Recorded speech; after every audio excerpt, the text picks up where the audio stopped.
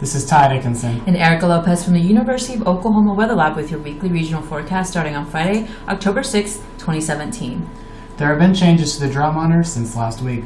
We will also talk about the updates to the temperature and precipitation outlooks for this week and the next upcoming week. Lastly, we will give you an update on Tropical Storm Nate's whereabouts and where it is expected to make landfall. Let's dive into this week's podcast.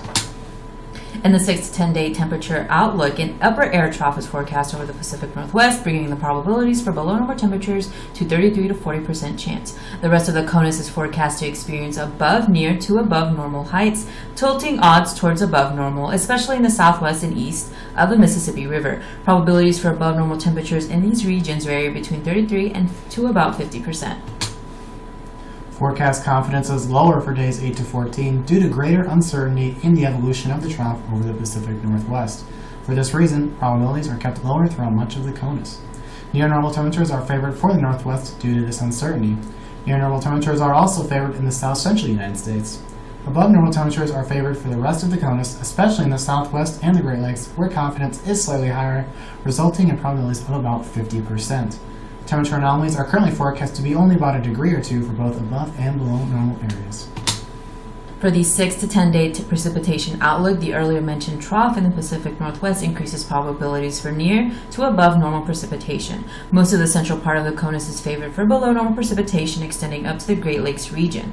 Odds for above precipitation increase in the southeastern part of the CONUS and in the southern Texas tip between 33 to 40%.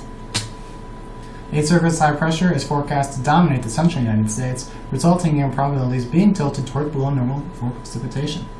Most of the rest of the CONUS is favored to have near normal precipitation, with the exception of the extreme northwest and southeast. Precipitation probabilities are enhanced in the northwest in association with the trough and with a frontal boundary moving into the southeast.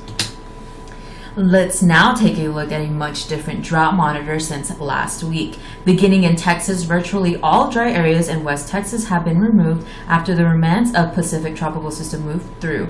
In extreme southern Texas, there were improvements, but some D1 droughts does remain. Moving north to Oklahoma, all of eastern Oklahoma is now experiencing dry conditions, with some parts experiencing a moderate drought. D0 and D1 areas also now cover most of Arkansas. Lastly, a region of dry conditions have developed in Louisiana. Impacts are all short-term at this point, affecting mostly agriculture and grasslands. Be sure to monitor the National Hurricane Center for updates on Tropical Storm Nate. Their outlook as of Thursday evening is for Nate to make landfall in the Louisiana-Mississippi region Sunday morning, bringing impacts to states across the southeast. Lastly, what did we mean by near to above normal heights? We are in the making of the beginning of an educational video series in which we will go into greater detail on specific topics, in which we will explain exactly what this phrase means. This and more coming soon. Once again, this podcast has been brought to you by the University of Oklahoma Weather Lab, a top academic weather and research program in the United States and partner of the Southern Climate Impacts Planning Program. Watch for your forecast Fridays on the Oklahoma Weather Lab channel on YouTube.